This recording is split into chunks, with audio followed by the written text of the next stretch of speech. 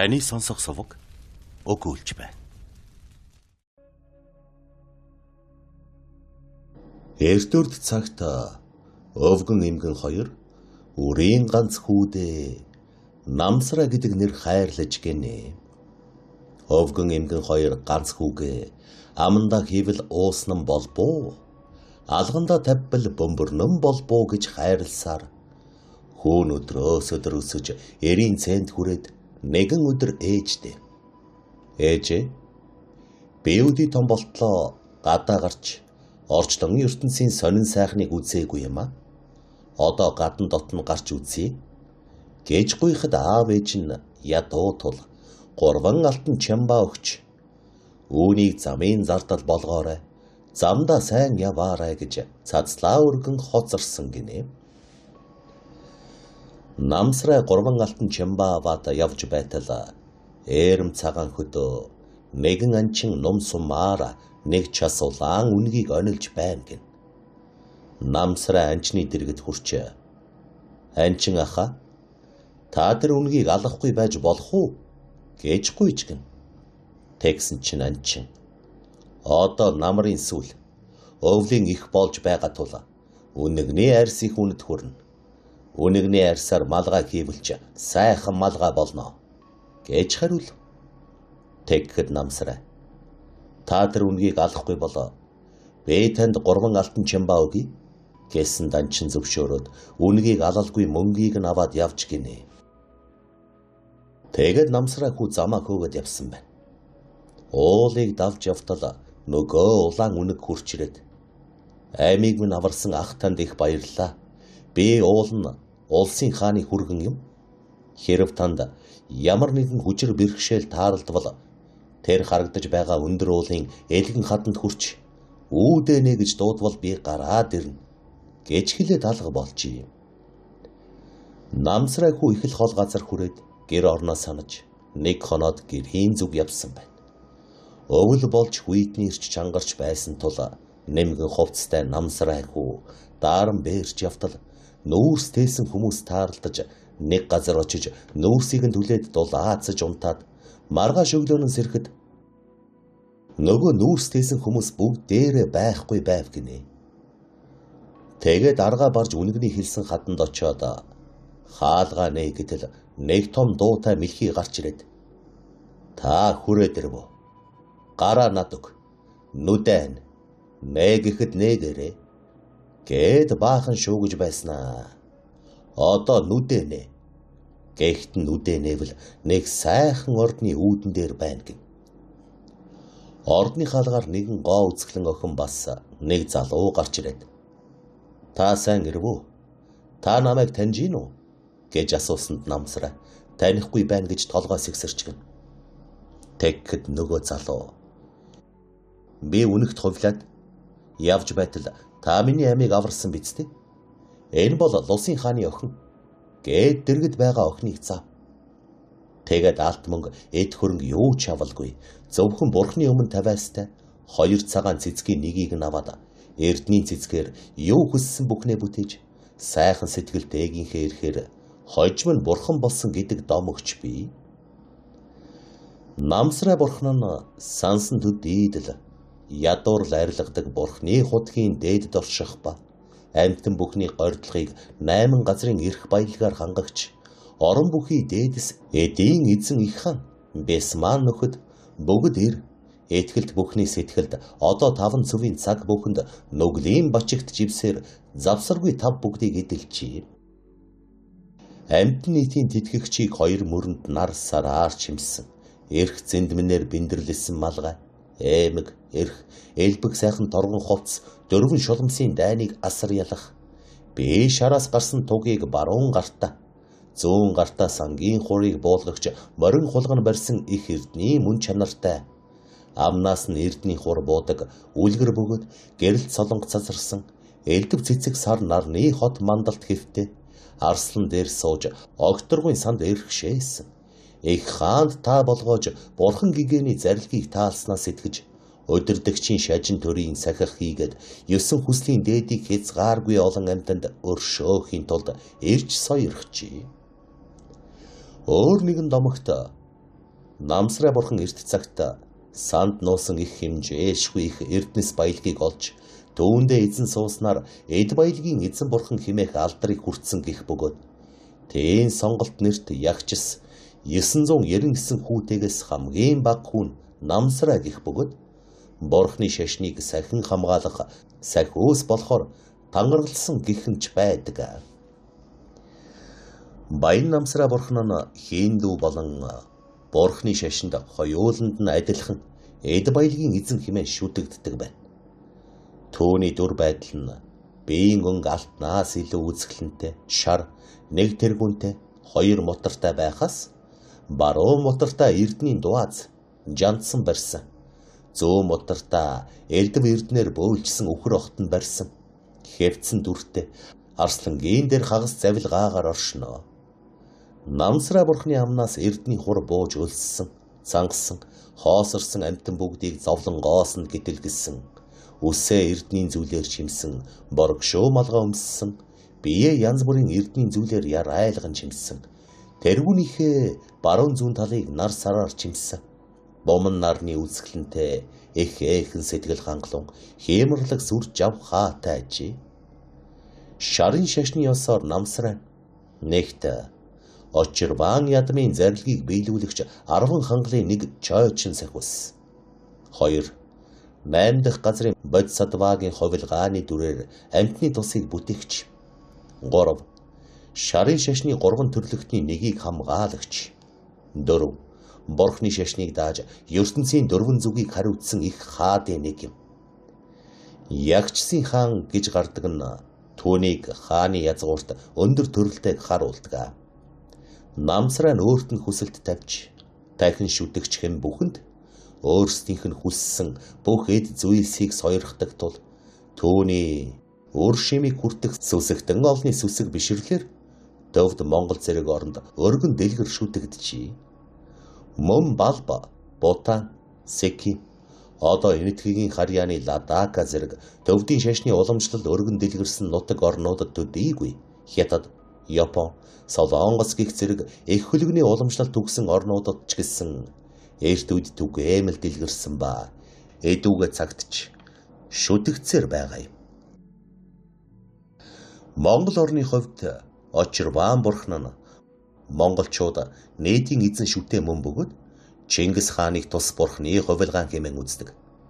Эзэн Чингис ихээс төрөхдөө баруун гартаа нүд жатгсан нь очирван бурхан баруун гартаа очир барьсантай дүйцүүлэн үздэг байна. Учир иймд намсраа бурхан нь эзэн ядан болох очирван бурхан хаан заларна түүнийг дагаж зарилгийг биелүүлэн оршдог тул умар зүгийн Монгол орн нь намсраа бурхны хувь язгуурт орон мөн билээ. Монголчуудын ерөөлийн сайн үгсийн дотор 8 намсраа шиг баян явж найдан жүдүүг шиг өнөр амьдр гэсэн хэлц бий. Энэ нь хэдэн түмэн үеэс шүтэж ирсэн манай ардын уламжлалт сайхан соёлын суур үндэс болсон бурхан багш Буддагийн ариун сайхан сургаал номлолоос өвгөд дээдэс маань ухаан ойлгож биширч байснаас үүдэлтэй бэлэгт сайн үгс юм. 8 намсраа гэж ертөнц дахны олон амьтныг аюул занлаас хамгаалж амар жуулан тэтгэх тангараг ёроолыг тавьсан намсраа хэмээх бурхан тэнгэр түүний шадар 8 дагуул тэнгэр нарыг хамтд нь хэлсэн хэрэг юм а. 8 дагуул тэнгэр нь тус бүртээ өөр өөрийн нэршилтэй боловч ерөнхий үйлээрээ эд баялагийг өгөгч тэнгэр бүний тул тэргүүн бурхан тэнгэр намсраа нэрийн дор хамааруулан 8 намсраа гэж хэлсэн хэрэг байна. Тэгэхээр эд баялагийн тэнгэр нарыг захирагч намсраа бурхны талаар өгөөл байсан. Бурхан багшийн зарлиг судрын дотор айлдагдсанаас үзвэл түүний нэрийг санскритаар Вайшарвана төвдөр намсраа монголоор сайтар сонсогчийн хөвгүн хэмээн нэртэй ажээ. Тэнгэрийн орны их сан эд баялагийг эзэмшигч тул үгээгүй ядуу амьтны зовлонт гоёлтыг сайтар сонсож үгүй ирлээс гаргагч гэсэн утгаар сайтар сонсогчийн хөвгүн хэмээдэгч гэсэн яриа буй. Эрт цагийн домог түүхээс үзвэл нэгэн цагт тэнгэрийн их хүчит 2 хайн гарч шув. Далаа тэнгисийн их эзэн 2 лус. Ийм 4 амьтан хоорондоо үргэлж тололдож 2 гард нь 2 лусаа үргэлж дийлж даралдаг байж. Тэгээд хоёр л ус аргаа барж байтал од сүрэн химээх нэгэн бурхан энэ ертөнцид заларч байгааг мэдж очиж аврал аргагүйсэнд этгэл одуулах увцыг зааж өгсөн байна. Тэгээд хоёр л ус эргэж ирээд этгэл одуулж суудаг болсонд мөнөөх хоёр гард нь ирж хичнээн ч ялж дээрлэх гээд чадахгүй байжээ. Түүнээс хоёр гард гайхаж тэр хоёроос урд бид та хоёрыг дийлдэг байсан аталаа. Одоо дийлж чадхаа болсон учир юу вэ гэхт нь хоёр л усна. Этгэл одуулж түүний суртал заншлыг сахиж байгаагаа хэлсэнд хоёр гайрт ч мөн тэр этгэл одуулах номд дурлаж од сүрэн бурхны дэргэд хүрээд этгэл одуулах өвцгийг хүртээд зан журмыг сагсаар хоёр л устайгаа эвтэй сайхнаар амьдэрсаар насан нөгчсөн хойноо дөрвүүл Тэнгэрийн хөвгүүн болон төрцгөөж ертөнцийн дөрвөн зүгийг хамгаалагч Тэнгэрийн хаад болцгоосон түүхтэй ажээ. Тэр дөрвийн нэгэн болох цөөн үхт дуу багт химээх гард нь Тэнгэрийн орны умард зүгийг хамгаалагч намсраа нэрт Тэнгэр болж төрсөн байна. Тэр түүхэн чи юм билээ? Тэнгэрийн орны их багш шудраг үхт хэлсэн нь шууд биелдэг эрдэмтэй нэгэн арш байсан бөгөөд нэрийг нь Вайшара буюу сайтар сонсогч гэдэг байж. Төвний гэргийг Үүма Дэви гэдэг байсан бөгөөд ариун сайхан Тэнгэрийн гүнж охин Тэнгэр байжээ. Тэр хоёр тэнгэрт нэгэн сайхан хөвгүн ёроолийн хүчээр мэндэлсэн бөгөөд хүүдээ төр бүтээгч гэдэг нэрийг өгчээ. Тэр хөвгүүний тэнгэр нар Тэнгэрийн орны умард зүгийг тэтгэгч хаан болгон суулгаж тэр үеэс нь нэр нь Намсраа буюу Вайшарвана сайтар сонсогчийн хүү гэж алдаршсан гэнэ. Нэгэн удаа Асура химээх Ата хорсолт орныхан Тэнгэр нар руу довтолсонд Намсрaan тэдгэрийг ялан дийлж Тэнгэрийн орныг амаржуулан инхч үүсэн тул амаржуулан амс хийлэгч химэн нэрийг авчээ. Тээнхүү Тэнгэрийн орныг олон удаа хамгаалж хар нүгэлт санаад Асура нарыг удаа дараа ялан дийлж байсан учраас цагаан зүгийн буйнд тэнгэрүүд түүнийг ертөнц дахныг хамгаалан аврагч Тэнгэр болгон суулгасан байна. Эдүүгээ Намсрaan бурхан багштай хэрхэн уулзсан тухай түүхийг бичвэс. Бурхан багшийг анх энэ дэлхийд төрөл таалж Мая хатны хөвгүүн Сидхарт нэрт хөвгүүн болон төрсөн цагаас эхлэн Намсраа Тэнгэр дэрэгд нэрч хамгаалсан бөгөөд Сидхарт хан хөвгүүнийг 36 наснда гэгээрсэн Буддагийн худаг олох хүртэл хамгаалж тэндээс Будда болсон хойно түүнээс ном сонсож Бодхисаттвагийн зэрэгт хүрсэн түүхтэй ажээ. Тэгээд бурхны шашныг хамгаалж явхаа эрт цагийн 3 нөхөр Лос гард байцгаасан цагийн нөхөд болох тэнгэрүүдийн хамтаар бурхан багшийн өмнө тангаралсан учраас эдүүгээ хийд сүмийн үүдэнд тэр дөрвөн тэнгэрийн хөрөг зураг залаастаа байдаг учиртай. Төөнийг бид жалчин ши буюу дөрвөн их Махаранза хаан хэмээн нэрлэлцгээдэг билээ. Ялангуяа Намсрaan эд баялагын их тэнгэрийн хөвгүүн болохын хувьд бурхны номд сүсэглэж буйны ариун замаар явагч сан варт нарыг хамгаалж хүн сэтээгэр хоосруулахгүй явуулахыг дааж амласан тэнгэр аж. Эдүүгээ цагт Намсраа тэнгэрийг бурхан хэмээн сүсгэлдэг учир нь тэрээр бурхан багшийн үед Бодхисаттвагийн хутгийг олсон учир бурхны хутагт хүрэхэд нэн ойрцсон гих учир түүхээр бурхан хэмээн өргөмжлөн нэрлэдэг билээ. Мөн Намсраа тэнгэр нь Очирван бурхны орд харшид хамааран суудаг тул болоод Очирван бурхан нэрцэгт лусыг номхотгож байсан түүхийн улмаас эдүүгээ цагт уул аваа тахихта Очирван бурхан болон Намсраа тэнгэр нарын тахилгыг хийдэг заншил журам Монгол нутагт үүссээр энэ хүртэл үргэлжиж байгаа билээ. Эцэст нь хэлэхэд эдүүгээ цагт эртний сайхан учир түүхийг үл мэдэх болсны гэмээр монголчууд бидний хэдэн үеэр шүтэж ирсэн бурхны шашныг гутаан дормжлох арга зүйгээ барахта шүтэн болсон тэнгэр бурхтынх нь домог түүхийг ч буруугаар өгүүлэх явдал гарч байгаа бөгөөд жишээ нь Намсраа бурхныг үгээгүй ядуу өлбөрлийн туйлд хүрсэн нэгэн байсан гэх мэтээр өгөөлж буйн даанч дэндүү өчүүхэн мэдлэгтэн хүний үгс гэлтэй байна. Мөн сонирхуулахад Индиана Джонсын адал явдалтай кинонд гардаг шиг хачирхалтай нууцыг эрдэмтэд илрүүлжээ. Нацистууд Европод анх аваачсан баян намсраа бурхны баримлыг солироор бүтээсэн болохыг Германы эрдэмтэд тогтоосон байна. Эрдэмтэд тэрхүү солирыг 10,000 жилийн тэртээ Монгол Сибирийн орчим унсан гэдэгт эргэлзэхгүй байна. Эрдэмтдийн төмөр хүн хэмээн нэрлэдэг баян намсраа бурхны баримлыг 9-оос 10 дугаар зууны үед уралсан гих таамаг байдаг ч яг хэдэн настайг тогтоож чадаагүй байгаа гинэ.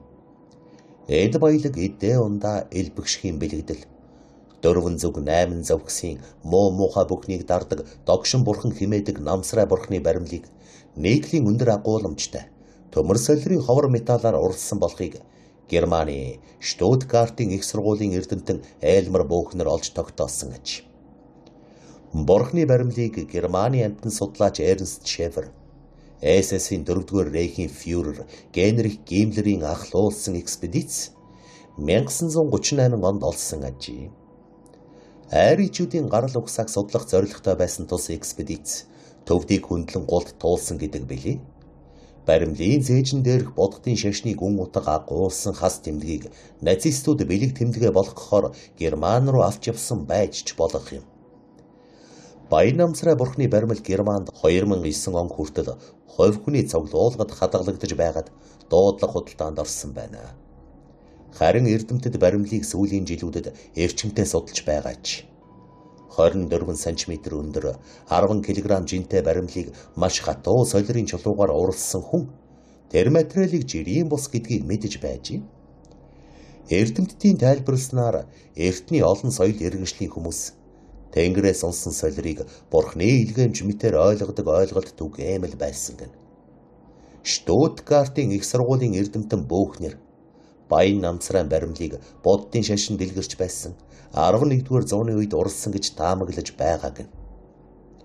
Будда бурхны нарийн ур хийцтэй үн цэнтэй баримлууд олон байдаг ч солирын чулуугаар уралсан энэхүү бурхны баримлыг хосгүй үн цэнтэд тооцож байгаа гинэ.